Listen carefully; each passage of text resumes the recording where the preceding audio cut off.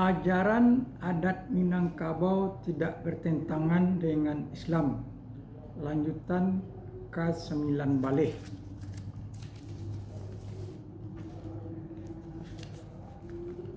Arato Pusako menurut pemahaman terakhir yang disepakati oleh Kongres Besar nan ampe gini di Bukit Tinggi tahun 1952 adalah tentang semua kasado harato yang menjadi milik bersama suatu kaum turunan seorang ibu asal lengkurang nan saparinduan.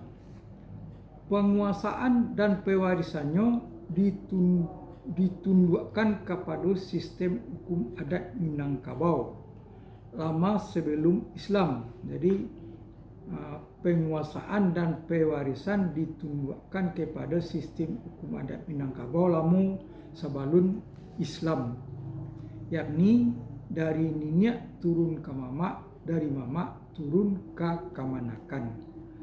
Karena indak seorang pun dari mereka berhak menyatukan dirinya sebagai pemilik panuh atau kurang tasaruf terhadap Arato Pusako itu. Akan tetapi dengan memberi kesempatan kepada sang waktu untuk melakukan perubahannya, dan yang dimaksud dengan sang waktu adalah perkembangan pikiran para pendukung yang kurang Arato Pusako dimaksud. Apakah bantuan penguasaan oleh anggota badan hukum atau kaum? Ulang kembali. Apakah bentuk penguasaan oleh anggota badan hukum atau kaum tersebut tetap saja dalam status ganggam nan baun tua? Hak pakai menurut versi hukum adat sama dengan Undang-Undang Pokok Agraria. Jika iko yang dipilih, maka kedudukan Arato Pusako adat tersebut diarahkan menjadi harato sabil, yang kurang musabalah. Bagi kepentingan dan kesejahteraan anggota kaum dimaksud sebagaimana terjadi dalam fatwa-fatwa ulama masa lalu. Al demikian talie dari fatwa almarhum Dr. Syekh Haji Abdul Karim Amarullah dengan mengkiaskan pada atsar tersebut.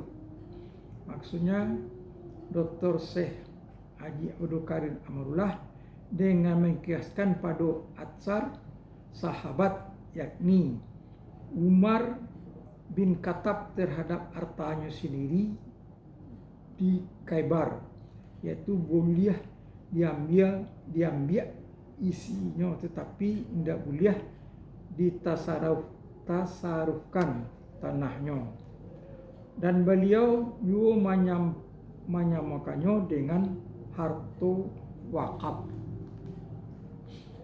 Pendapat iko dapat ditemukan dalam makalah almarhum Buya Amka yang disampaikan beliau pada seminar mengenai hukum tanah dan hukum warisan Minangkabau Padang Juli tahun 1968, dan juga pada seminar Mukaswi dan juga pada seminar maksudnya Islam di Minangkabau, maksudnya masuknya Islam di Minangkabau dalam kurang Batu Sangka Juli tahun 1969. Dan ia tidak melihat adanya sifat hukum bid'ah mukarah sebagaimana sabitkan bila dijadikan sebagai harta wakaf, dengan alasan bahwa arato tersebut bukanlah arato seorang bapa ataupun juga bukanlah arato seorang ibu, karena atas arato itu tidak seorang pun anggota kaum yang dapat menyebut dirinya bertasaruf, sehingga indak dapat diwariskan pada anak si bapak ataupun anak si ibu secara individual kecuali sekedar memakai saja.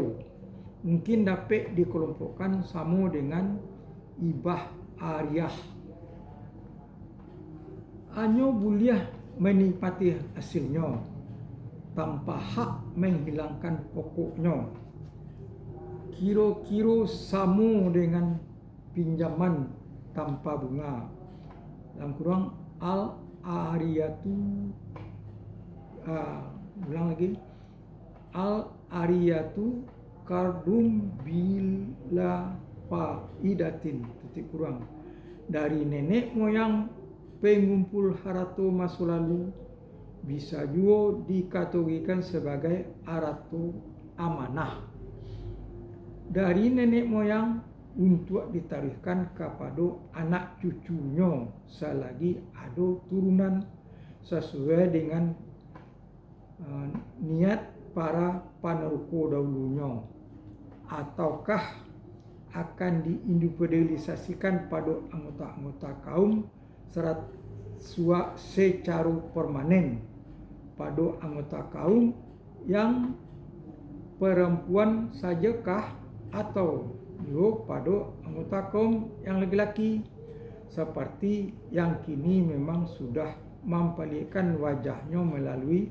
kesepakatan seluruh anggota kaum bersangkutan.